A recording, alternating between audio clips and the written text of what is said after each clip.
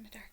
Hey everybody, Miss Jamie here. So this video I'm reading the long version of the Gingerbread Baby.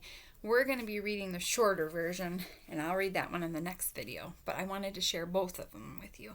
And a version means it's the same story, but one is longer and one is shorter. So this is the long one, Gingerbread Baby. Sorry, I don't know what's up with the lighting today. Nope, that's worse. All right, here we go. It was cold outside. It was warm inside. A fine day for gingerbread, Maddie thought. Maddie's mother put the big blue bowl on the table and lit the stove. Maddie took down a worn-looking cookbook with old-fashioned writing on the cover. He opened it up to the page that said Gingerbread Boy.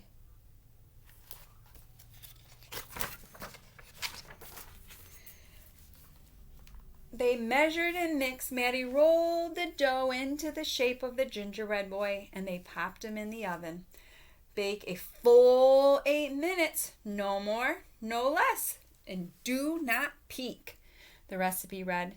Maddie listened to the clock. Tick, tock, tick. 1 minute, 2 minutes, 3, 4, 5. Maddie couldn't wait any longer. He opened the oven door to take a peek. Instead of a gingerbread boy, out jumped a gingerbread baby.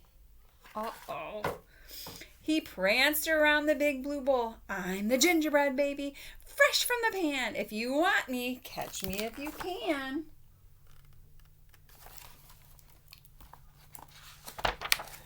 Maddie's mother reached for the gingerbread baby to put him back in the oven, but he ran all around the kitchen. The door opened and in came Maddie's father. What's the delicious smell? He asked as the gingerbread baby tumbled through his legs and outside into the yard. It smells good. You all go, yummy, He ran by the tabby cat. He twitched her tail and sprang at him. The rumble and the tumble, but the gingerbread baby came out on top. He ran towards the garden wall. The dog caught a whiff.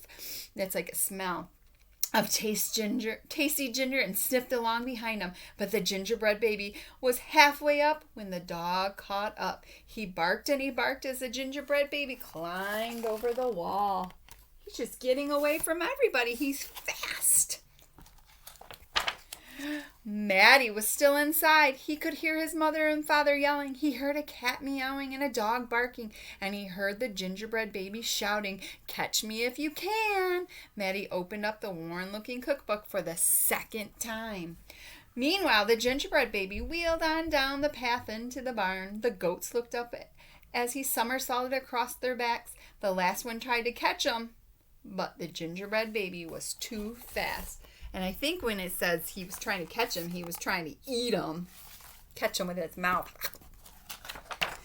Martha and Madeline were standing by the well when the gingerbread baby stopped to take a drink.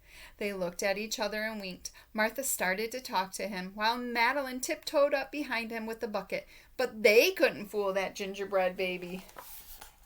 That means they couldn't catch him either. I wonder what he did to them.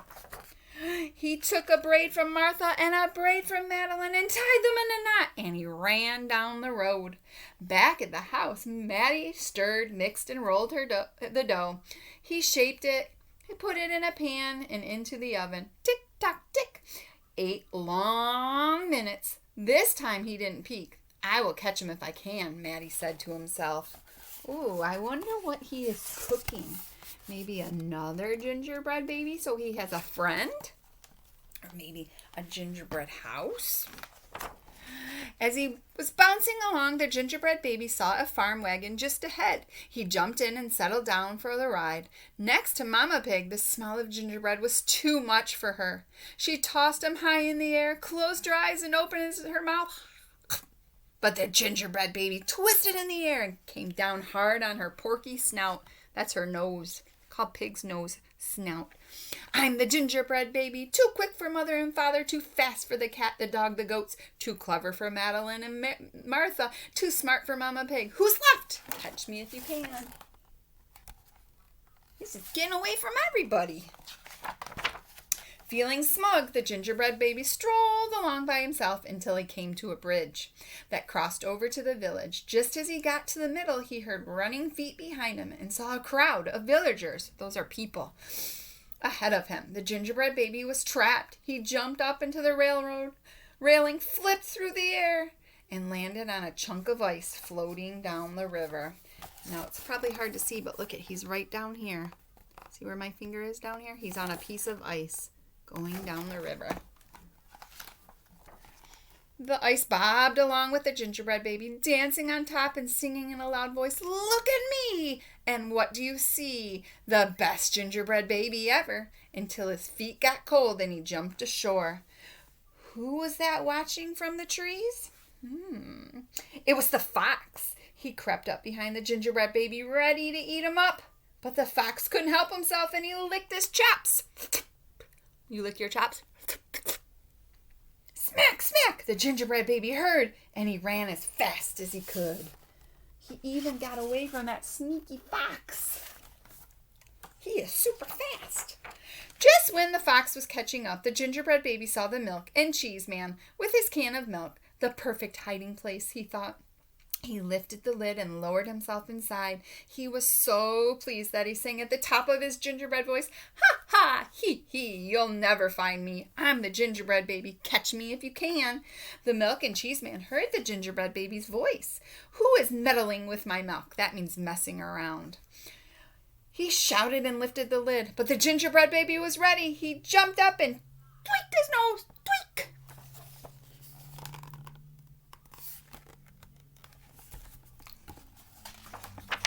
Now the milk and cheese man, the fox, the villagers, the mama pig, Martha and Madeline, the goats, the barking dog, the meowing cat, the father and the mother were all after the gingerbread baby and getting closer. And he knew it. The brush baby was not as peppy and proud as he had been. He sniffed a familiar smell and followed his nose into the woods. So here they all are going after him. All those people, and here he is. Look how close they are.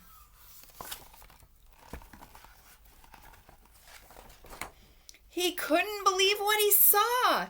There, in the middle of a clearing, was a gingerbread house, frosted with sugar, covered with candy, and doors and peppermint handles wide open. The gingerbread baby clapped his hands with glee and ran inside. Can you guys clap your hands? He's excited. Glee is excitement. He's happy. Look at this. He's running because, look, he found a house made out of gingerbread just like him. In a tick-tock-tick, everyone arrived in the clearing, but all they found were a few bites of frosting, a peppermint candy, and some crumbs. Uh-oh, he's gone. The father exclaimed, "The gingerbread baby has finally met its match." "I wonder who it was," the mother said. "Let's go home and tell Maddie." The house is gone, the gingerbread baby's gone. Everybody was kind of happy, though, because he was such a pain in their butt. "Hello, Maddie," said Father when he got home. "We never did catch the gingerbread baby. All we found were some crumbs in the snow." "I see you've been busy," his mother said, looking at the gingerbread house Maddie was holding. "Too bad we never caught that gingerbread baby." "Too bad," said Maddie. "Oh, where do you think the gingerbread baby is? He saw that house, and now look at Maddie has it." Let's see. Oh, Maddie could hear the tiny voice from inside the gingerbread house. So here's the house. We're going to open it up. "I'm the little gingerbread baby, lucky as can be to be living in a house that Maddie made for me. Look at, he's inside. He made it. And he's excited." The end. So this is the longer version. And this one has a different ending than the other one I'm going to read in the next video. So I'll see you in a couple minutes.